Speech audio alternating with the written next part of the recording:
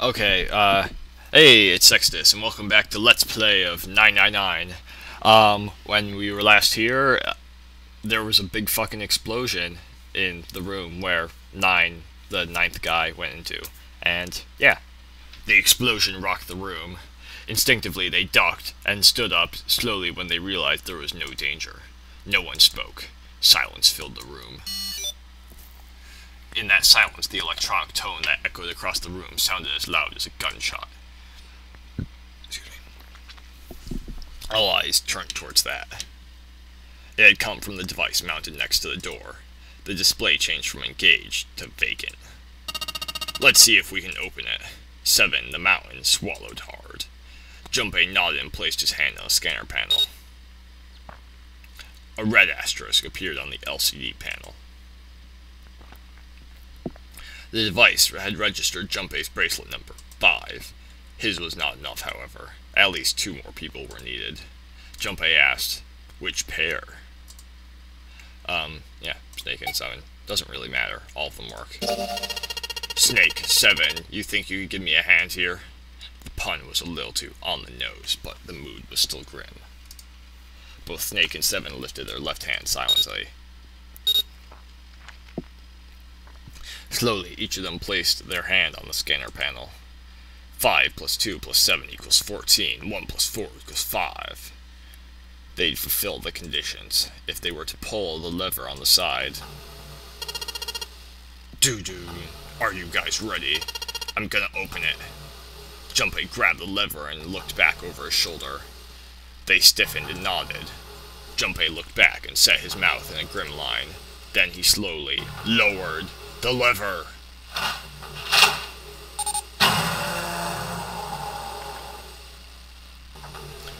There was a metallic groan, and the door slid open. A breath of air drifted out of it, carrying a stench that nearly made them gag. Junpei grimaced and put his hand over his mouth. Oh my god! Good God! Lotus and 8 shuddered. 7 grunted. Whoa, that's pretty bad. Even Santa's voice shook. He blew up. It appeared that Santa was right. The hallway on the other side of the door was splattered with chunks of torn flesh and dark red blood. Aye! Holy shit. That's a lot of blood. The shriek echoed across the room. It had come from June. Then her strength left her and she dropped. As Junpei turned to catch her, the door groaned shut. Shit, man. She crumpled to the floor. June, you okay? Junpei dropped to his knees and put his arm around her shoulders. That looks kinda weird, I must admit. Just Junpei in that photo. That was when he noticed her whole body was feverish. She was radiating intense heat. What the hell? Where'd this fever come from? Ellipses. June didn't answer. Her face looked like wax, and her whole body began to shake. Alright, let's just rest here. Alright, let's just rest here for a minute, okay? You think you can walk? She nodded weakly. Junpei lifted June to her feet and guided her to a nearby chair. Here we go. As gently as he could, he set her down in it. How are you feeling? Are you alright? She nodded, and as she did, a single huge tear rolled down the side of her face. Why? Why did this happen? Her voice cracked, broken by misery and grief and choked by sobs. Why did this happen? Junpei spun around. Do any of you know what the fuck is going on here? Who's Zero? What's this no-nary game? Come on, anybody? Anything? What the hell is going on? What are we doing here? No one spoke. Ace, Snake, Santa, Clover, 7, and Lotus. They simply stood there, 7 pairs of downcast eyes and grim lines for mouths.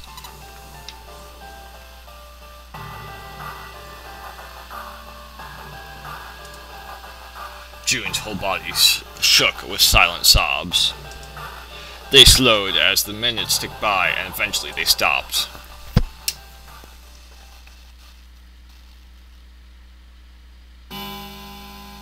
Then suddenly, in the cold, heavy silence that enveloped them like a thick fog, a bell began to ring. The clock in the central hall. 7, 8, 9, 10. 10 times, ha ha ha. And then, on the 10th ring, it stopped. The sound of the bell faded away into silence. It's 10 o'clock then. Ace said what each of them had been thinking. That means it's been hours since Zero's little announcement. Seven's deep voice echoed across the room. Fuck! I had enough of this crap. Santa leapt to his feet, his fists clench. How long are we going to pussyfoot around like this? We've only got 8 hours until the time limit Zero was going on is up. Let's get going already. Go! Go! Santa's outburst fell on deaf ears. No one seemed to agree with him. They stared back at him, their eyes blank and their faces tired. Finally, Lotus spoke. No, I refuse. I'm not going to end up like him. Him? You mean that 9th man? Of course. Of course. Who else? In his mind's eye, Junpei saw the corpse again. The dark reddish-black pool of blood. The scattered pieces of flesh. Yeah, this game likes to rep organs strewn around on the floor like a blossoming of a grotesque flower. The explosion that had torn through his body had been powerful.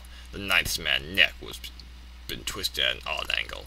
Junpei suspected that detonation had thrown him against the wall. Half of his face was crushed, and the other half was covered in blood.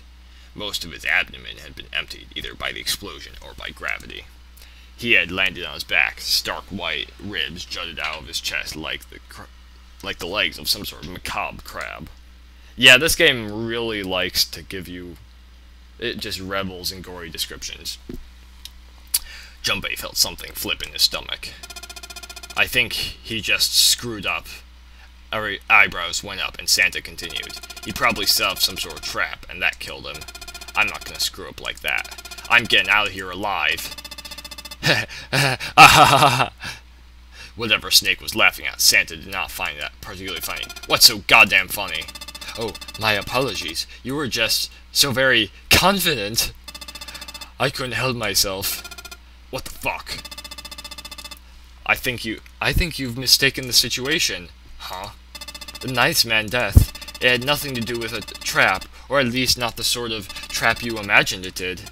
Then, he broke one of Zero's rules. That was why he died. Quite simple if you think about it. Question mark. You still don't? Alright, how about you take a moment and think back to what Zero said. Specifically, what did he say about the number of people? He said only 3 to 5 people can pass through one number door, right? And after that, you've forgotten the relevant part. What did Zero say? Ellipses. Santa. Santa furrowed his brow in thought. Junpei thought back. Zero said that everyone who verified had to go. All those who enter must leave, and all who enter must contribute. Right? I think it was something like that. Whatever it was, it means that groups of less than 3 and more than 5 can't go through. That is correct. A gold star for you, Junpei. Snake inclined his head towards Junpei. The 9th man, however, broke that rule. He tried to pass through a numbered door by himself. That was why he was executed. Then Zero's watching us from somewhere? Making sure we don't break any rules? Oh, I'm not so sure of that. Why not? Because this execution system is entirely automatic. You didn't notice? There's no need for him to monitor us. What do you mean? Snake looked at Evan, with what could only be described as pity inside. Very well. I see it must be me who tells you. I've waited long enough, I suppose. I had hoped Zero might spare me the trouble, but that seems increasingly unlikely. He couldn't see them, of course, but perhaps Snake sensed the confident eyes upon him. And when Ace spoke, he gave words to everyone else's thoughts. Do you know something? Well, I know a great many things, but yes. What is it you know? Here. Snake removed a card from the pocket of his jacket. With a flourish, he presented it to Snake, who took a close look at it and spoke. Come on now, what's the point of giving me this? Give me that. Santa snatched the card from Ace, but his expression of disgust quickly turned to one of confusion. Huh? The hell's this? Seven tugged at... Excuse me. Seven tugged it out of Santa's hand. Heh, I see. The card went from Seven to Lois, from Lois to June, and finally Junpei. He looked at it and understood. This is Braille. Braille, the written language of the blind. How have these people not heard of Braille? Seriously? I mean, Santa... fuck it, never mind. The card was covered with small embossed bumps. Junpei could recognize it, but he certainly couldn't read it. Sorry guys, I can't read this. Junpei handed the card back to Snake, who nodded at him with a small smirk. Okay, that was fun. What's so important about that card? I found it in my pocket. I can only assume it is a message from Zero. From Zero? A message? What does it say? Suddenly, everyone was crowding around Snake, desperate to hear what the message said. Santa especially looked as if he were about to grab hold of Snake and shake the answers from him. Snake raised his hands. Calm down now. No need to panic. You don't need to force me. I'll read it. Junpei swallowed hard and waited for him to start. He was not the only one. Presently, Snake began to read, his voice calm. His fingers glided over the tiny bumps as he spoke.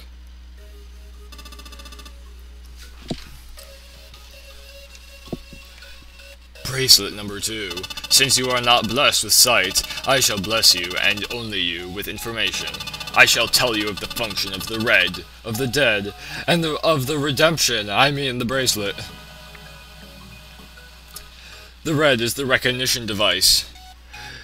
It will verify your number. Beside every door, you will find a red. The dead is the deactivation device. It does exactly what it says. Once you have passed through the numbered door, you must use the dead to stop the detonator in your bracelet. Perhaps you are wondering, what does the detonator detonate? I'm afraid this may be something of a surprise. I have placed a small bomb inside of you and the people whom you are about to meet. You swallowed it when you were unconscious. I have no doubt by the time you read this note, the bomb will have passed your stomach and found its way to your small intestine. In other words, you will be unable to regurgitate it. I suggest you do not try. As I mentioned before, the bracelet on your left hand contains a detonator. Think of it as a remote fuse, or timer, for the bomb in your body. There is only one condition which will cause it to detonate. That condition is that you enter a numbered door. Once you have done so, the timer will activate, no matter who you may be. You will have 81 seconds, 9 squared if you're smart and know math. If after that time the detonator has not been deactivated, it will send a signal to the bomb in your body, stretching it out to explode. In order to deactivate the detonator, every person who verified their number at the red must also verify their numbers at the dead, so that they may be redeemed. Once all the numbers have been verified by the dead, you need only pull the lever at its side, and the countdown will cease. Anyone who does not verify their number at the red will find themselves unable to verify their number at the dead. That is to say, if you should pass through a numbered door without first verifying your number at the red, in 81 seconds you will be dead. And you must also keep in mind that the numbered doors will close automatically after 9 seconds have passed. So long as the door is open, the dead will not function. You will also do well to remember this. Lastly, let us discuss how to remove the bracelets. There are only 2 ways to do so. 1. You escape from the ship. 2. Your heart rate reaches 0. In other words, once the bracelet is taken outside the confines of the ship, or detects that its wearer's heartbeat has fallen to 0, it will shut down automatically. There is no other way to remove your bracelet. If you attempt to force it off or disable the detonator, the bomb within you will immediately explode. This is all the information which I can impart to you. How you choose to use it is for you to decide. If used wisely, you can eliminate those who might be a danger to you. For a time, you would be able to control your fate. I wish you the best of luck. Snake finished reading and carefully returned the card to his pocket. The message had been lengthy, but its meaning was clear. Only those who verified their numbers at the red could pass through the numbered doors. Teams could not increase or decrease their numbers. The Reds, the Deads, and the Bracelets enforced the rules. They were the judge, jury, and executioner. In defiance of Zero's suggestions, both Santa and Seven put their fingers down their throats and began to gag. The rest stiffened, some touched their stomachs, some simply stared at their bracelets. Junpei gingerly touched his stomach. There was a bomb inside his body. The thought of it made him queasy. His stomach felt oddly hollow, and his legs were weak. Why had Zero designed such a ludicrous game? Junpei looked over at the others. Wait, hold on a second, I'm gonna pause. Alright, I'm gonna ask one more time. Do any of you know anything about Zero? They were all silent, each person waiting to hear what the others would say. Finally, Santa spoke. Actually, I saw him. I saw Zero when I got grabbed. I didn't see his face, though. Son of a bitch was wearing some sort of kind of gas mask. Ellipses. What the hell? Come on, guys, give me something. You know, like surprise or something. Instead, it was Santa who looked surprised. There was a moment of silence, and then everyone spoke at once. Yeah, I saw him too. Me too. He was wearing a gas mask.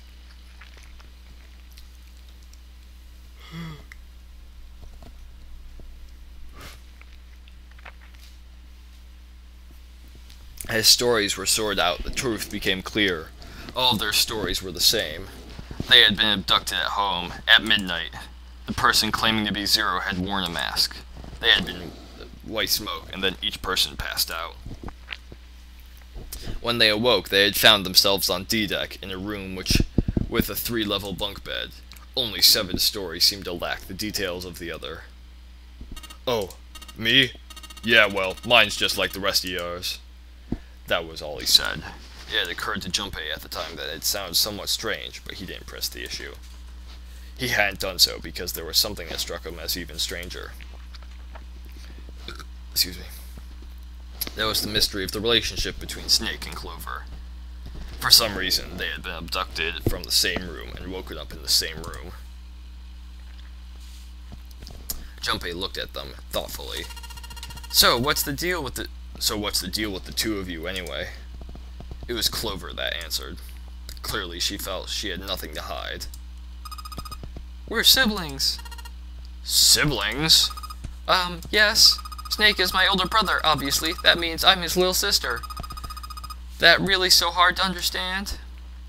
Junpei was taken aback. The others seemed just as surprised. She is correct, of course. He laid his hand on Clover's shoulder. Are you surprised?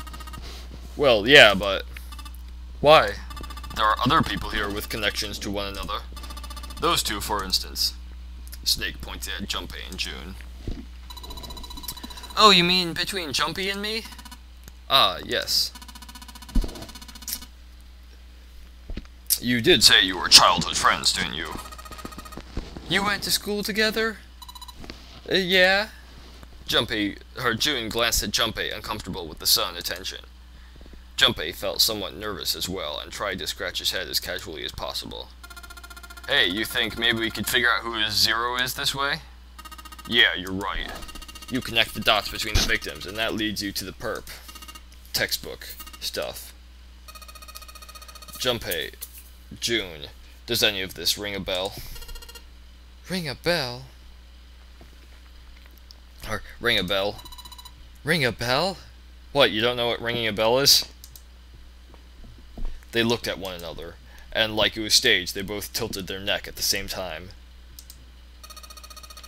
Well, perhaps you went to school with the son of a multimillionaire. A millionaire? Son? A millionaire is someone with $1 million, and a son is someone who is, a male child of something.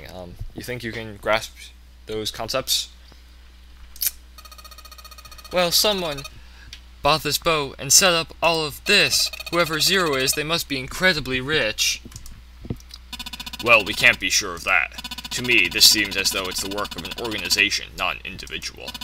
Zero is most likely simply the representative of a larger group. What sort of organization? Wait, what sort of organization? Wrong voice. It could be a number of things. An army, perhaps, or a research group. Perhaps this is all some sort of psychological experiment. If it is, then it's a pretty fucked up experiment. I mean, come on, a guy's dead. The word dead hung in the air, heavy and ominous. The room went quiet again. I don't know what the hell this Zero asshole is, but I know for sure he's gonna be pretty fucked up in the head to do all this. If this was all one guy, he's got some serious issues. Even with the specter of death hanging over them, their discussions continued for some time. In the end, however, they learned nothing. By the time they finished, 1.5 of their 9 hours were gone. All they had to show for it was impatience. Man, look, we only got 7.5 hours left, okay? You really sure you want to just sit around? No one was willing to argue this time. Very well then, there's only one way for us to proceed. Sure, not gonna be fun running around knowing we gotta jump when Zero says jump. Or when he says jumpy. Well, it's stupid just to sit around here doing nothing. Thanks to Snake's card, at least we have some idea of how this all works. Correct. And as soon as we follow the rules, we will most likely be alright.